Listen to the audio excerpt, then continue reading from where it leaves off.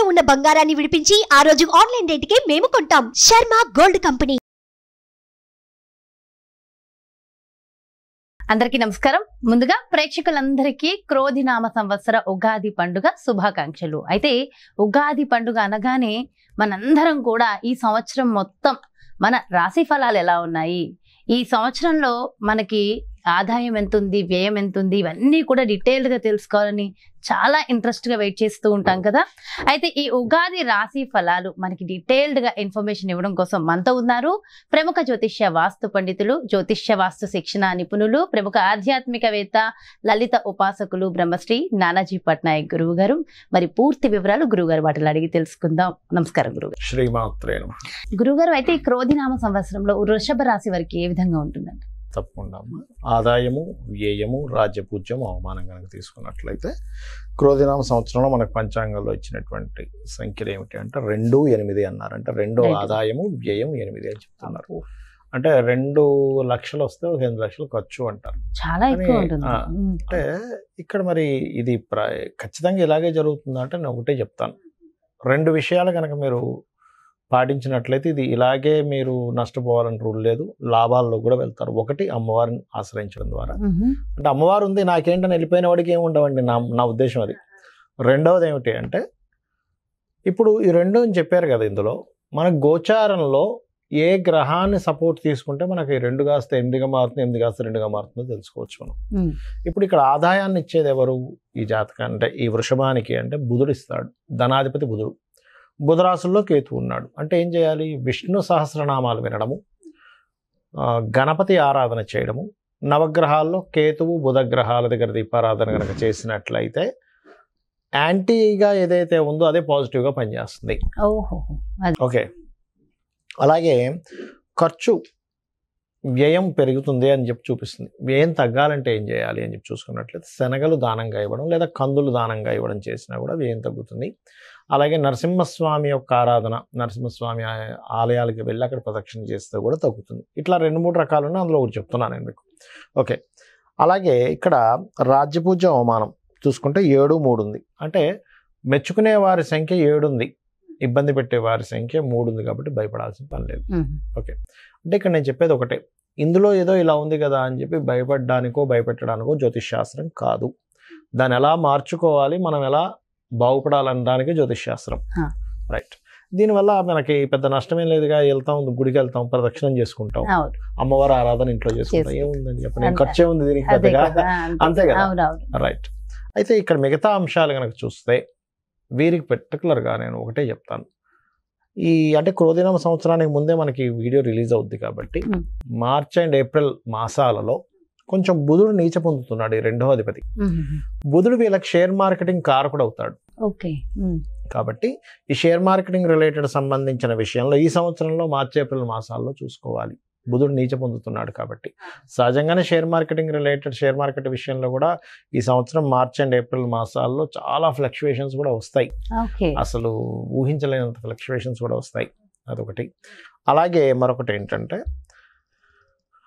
ఇక గురువు లగ్నంలోకి వస్తున్నాడు, వీరికి రాశిలోకి వస్తున్నాడు. ఎప్పుడైతే గురువు రాశిలోకి వచ్చి సప్తమాన్ని చూస్తాడో మే మాసం నుంచి 1 సంవత్సరం పాటు కంప్లీట్గా వివాహ బలం వీళ్ళకున్నది, గుర్తుపెట్టుకోండి. అలాగే పంచమంలో కేతు ఉన్నందుకు కొంత కొత్త ఫ్రెండ్స్తోని జాగ్రత్తగా ఉండాలి. కొత్తగా ఎవరైనా ఫ్రెండ్స్ అయ్యారు లేదా ప్రేమ వ్యవహారాలకు సంబంధించిన విషయాల్లో కొంత జాగ్రత్తగా ఉండాలి. వీరికి కూడా ఏదైనా గృహమది కొనుగోలు చేయాలి అని అనుకుంటే కనుక దీని పరంగా చూసుకుంటే వీరికి పర్టికులర్గా మే లోపలే కొనుగోలు చేయడం మంచిది. కొనుగోలు చేసుకోవడం మే లోపలే కొనుగోలు. అయితే జూన్ నుంచి కూడా ఉంది, మే నుంచి కూడా కొంత బలం ఉంది. కాకపోతే పరిహారం అంటే ఏమి లేదు, వీళ్ళు సూర్య నమస్కారాలు ఎంత చేసుకుంటే అంత తొందరగా వీళ్ళకి గృహయోగం అనేటువంటిది కలుగుతుంది.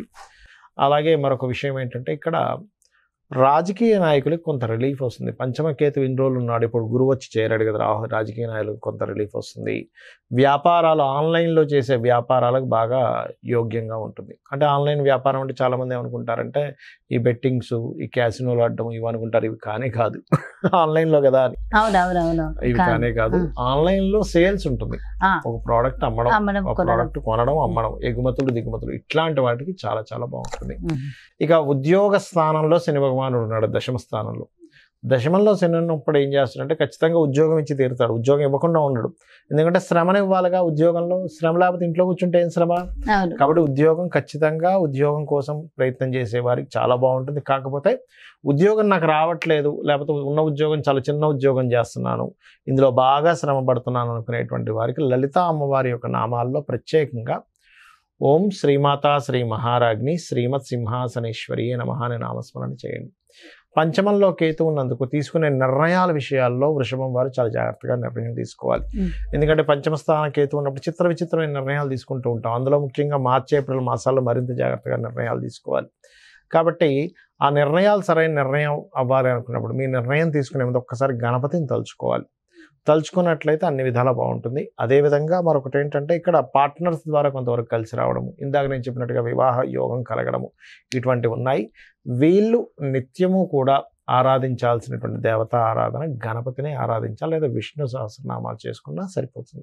ఓకే, సో అయితే ఓవరాల్ గా కూడా వృషభ రాశి వారికి బాగుంది, చిన్న చిన్న పరిహారాలు చేసుకుంటే సరిపోతుంది గురుగారు. అయితే ప్రపంచ వ్యాప్తంగా, దేశ వ్యాప్తంగా మొత్తం ఎలా ఉండబోతుంది అంటారు ఈ సంవత్సరం? ఒకటేనమ్మా, క్రోధినామ సంవత్సరానికి అధిపతి ఎవరు, అంటే ఈ సంవత్సరానికి రాజు ఎవరు అనేటువంటిది తీసుకుంటే కుజుడు అవుతాడు. కుజుడు అంటే ఫైటింగ్, గొడవలు, ఉద్యమాలు, యుద్ధాలు, వీటికి కారకుడు అనమాట కుజుడు. అందుకని అటువంటి వాతావరణం కనిపిస్తుంది. అయితే లక్కీ ఏంటంటే కాలసర్ప దోషం నుంచి గురువు బయట ఉన్నాడు, అది కొంత సేఫ్ ఇస్తుంది.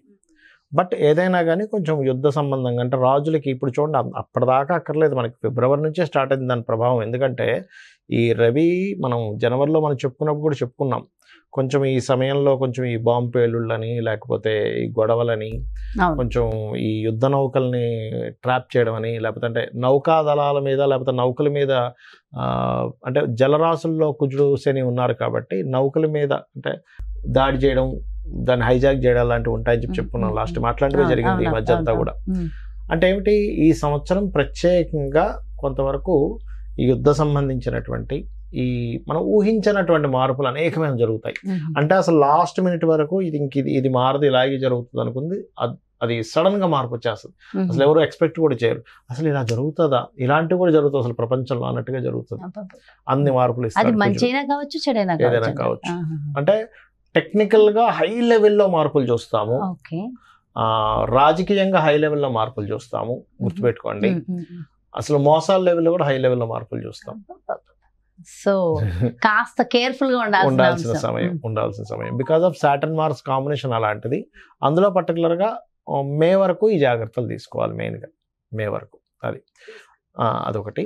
ఇక మిగతా అంశాలు కనుక చూసుకుంటే కనుక, అంటే వీళ్ళు మరి ఇప్పుడు ఈ యుద్ధ సంబంధించిన ఇవన్నీ అనుకున్నాం కదా, మరి రకరకాల దేశాల్లో మన ఇండియన్స్ ఉంటారు, అందరూ కూడా మనుషులే కాబట్టి వీళ్ళెవరూ కూడా ఇబ్బంది పడకుండా ఉండాలి అంటే ఒకటే గుర్తుపెట్టుకోండి, కాలభైరవ అష్టకము, కాళికాదేవి యొక్క స్తోత్రాలు, కాలభైరవ అష్టకం కానీ, నృసింహస్వామి యొక్క స్తోత్ర పఠనం చేయడం కానీ, ఆంజనేయ స్వామి యొక్క ఆరాధన చేయడం కానీ, ఇవి గనక చేయగలిగితే, లేదా మీకు దగ్గరలో గోశాల ఉంది, గోవులకు కాస్త బెల్లము, అదేవిధంగా నువ్వులు కాదు సారీ బెల్లము మరియు క్యారెట్లు, నువ్వులు తినిపించకూడదు, పొరపాటు నువ్వులు అన్నాను, నువ్వులు అస్సలు తినిపించకూడదు, బెల్లము క్యారెట్స్ తినిపించాలి. నువ్వులు దానం మాత్రమే ఇవ్వాలి. చాలామంది అంటుంటారు ఏమంటే నువ్వులు మేము తినిపించాలా అని అడుగుతూ ఉంటారు, ఏది పురోహితుడు తీసుకోవట్లేదని.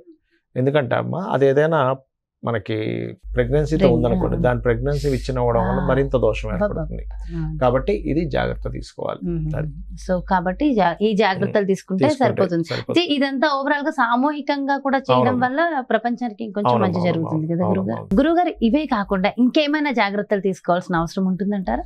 జాగ్రత్తలు అంటే ఏం లేదమ్మా, ఒకటి గుర్తుపెట్టుకోండి, నేను చెప్పేది ఒకటే, మనకి ఎప్పుడైనా సరే గ్రహస్థితిలో ఎలాగున్నా, అంటే మన జాతకం ఎలా ఉంది, వాస్తు ఎలా ఉంది, ఇవన్నీ ఎలాగున్నా నేను చెప్పేది ఒకటే, అమ్మవారిని గనక మనం ఆశ్రయించినట్లయితే ఇవన్నీ కూడా పక్కకు పోతాయి. అయితే మరి ఈ శాస్త్రం ఎందుకు ఇచ్చింది అమ్మవారు? ఈశ్వరుడే స్వయంగా కూడా జ్యోతిష్ శాస్త్రాన్ని ఇచ్చాడు కదా, మనం చెప్పుకుంటూ ఉంటాం కొన్ని వాటిల్లో, మహర్షుల ద్వారా మనకు అందించాడని. మరి ఆ పరమేశ్వరుడు ఎందుకు అందించాడంటే మనకు ఒక జాగ్రత్త చూసుకోవడానికి, ఒక రూట్ మ్యాప్ లాగా మనం ఒక తయారు చేసుకుంటున్నాం. ఏది, ఏ రూట్లో ఎక్కడ ట్రాఫిక్ ఉంది, ఎక్కడ ఏది ఉంది అన్ని తెలుసుకుని దాన్ని బట్టి వెళ్తున్నాం కదా. అలాగే మనకు భగవంతుడే ఈ యొక్క జ్యోతిష్ శాస్త్రాన్ని అందించాడు. దీనివల్ల ఏమిటి, మన జన్మజాతకం కూడా చూసుకోవాలి. అంటే మన జన్మజాతకంలో లగ్నబలం ఎలా ఉంది, ధనం ఏ మార్గంలో వెళ్తే మనకు ధనం సంపాదిస్తాము, ఏ రకంగా ప్రయత్నిస్తే మన ప్రయత్నాలు సఫలీకృతం అవుతాయి, ఏ దిశలో ఉంటే మనకి బాగుంటుంది, సంతాన అభివృద్ధి ఎందుకు అవ్వట్లేదు, వివాహం ఎందుకు అవ్వట్లేదు, మన జన్మజాతకంలో ఉంటుంది. అంటే ఏ సమయంలో వివాహం చేసుకుంటే బాగుంటుంది, అదేవిధంగా మనకి ఏ వృత్తుల్లో బాగుంటుంది, ఏ వ్యాపారాల్లో బాగుంటుంది, ఎందులో ఎప్పుడు ఇన్వెస్ట్మెంట్ చేస్తే మంచిది, ఎప్పుడు ఇన్వెస్ట్మెంట్ చేయకూడదు అనేటువంటి అన్ని విషయాలు ఉంటాయి. మీకు అనిపిస్తుంది మరి ఇవి అన్నీ మన జన్మజాతకంలో ఉంటాయి, మనం మరి ఈ గోచార ఫలితాలు ఇవన్నీ ఎందుకు చెప్పుకుంటున్నాం అంటే ఒకటే గుర్తుపెట్టుకోండి అమ్మా. ఇప్పుడు మీరు షూటింగ్కి వచ్చారు కదా, నార్మల్గా మీ ఇంటి నుంచి ఇక్కడ 40 నిమిషాలు అనుకోండి కార్లో రావడానికి. అదే ట్రాఫిక్ జామ్ అయితే కదా. అంటే ఏమిటి, గంటలోనో 40 నిమిషాల్లోనో వస్తాననేది మీరు ఏం చెప్తారు, గంటన్నర పడుతుందండి అంటారు. అంటే మీ కారు మీరు మీ డ్రైవర్ కానివ్వండి, మీరు ఓన్గా డ్రైవ్ చేసుకున్నా మీ కారు అదే రోడ్ అయినా కూడా మరి ట్రాఫిక్ ఉన్నప్పుడు ఏమో ఎక్కువ టైం పడుతుంది, ట్రాఫిక్ లేనప్పుడు హాఫ్ అన్ అవర్లో రాగలుగుతున్నారు. అంటే దాని అర్థం ఏమిటి, సమయం బయట ఉండే వాతావరణం కూడా మనకు సహకరిస్తేనే మనం సమయానికి వెళ్ళగలం. అలాగే గోచారం అనేటువంటిది ఏంటంటే ఇప్పుడున్న గ్రహస్థితి, ఇప్పుడుండే గ్రహస్థితి ఏ విధంగా ఉంది, పరిస్థితులు ఎలా ఉన్నాయి అనేది చెప్పేదే గోచారం.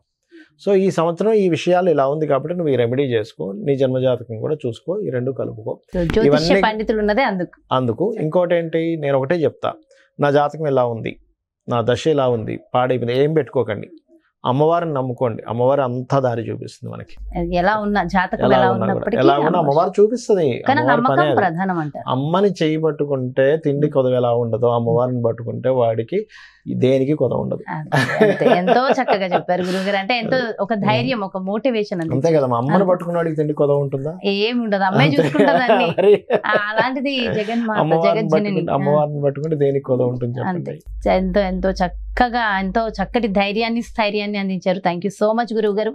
నమస్కారం. శ్రీమాత్రే నమః. సో చూసారు కదండి, మరి ఇది క్రోధినామ సంవత్సరంలో మీ యొక్క రాశి యొక్క ఫలితాలు పూర్తిగా ఎంతో చక్కగా వివరించారు కదా గురువు గారు. మరో చక్కటి ప్రత్యేకమైన కార్యక్రమంతో మళ్ళీ మీ ముందుకు వచ్చేస్తాను. మరి అదేవిధంగా మీ యొక్క జాతకానికి సంబంధించి కానీ, లేదంటే మీ ఇంటి వ్యాపార వాస్తుకు సంబంధించి కానీ గురువు గారిని సంప్రదించాలి, అపాయింట్మెంట్ కావాలి అనుకుంటే క్రింద డిస్ప్లే అవుతున్నటువంటి నెంబర్స్ కి కాల్ చేయండి. నమస్కారం. సుమన్ టీవీలో మీ పర్సనల్ అండ్ బిజినెస్ ప్రమోషన్స్ కోసం కింది నెంబర్ కి కాంటాక్ట్ చేయండి.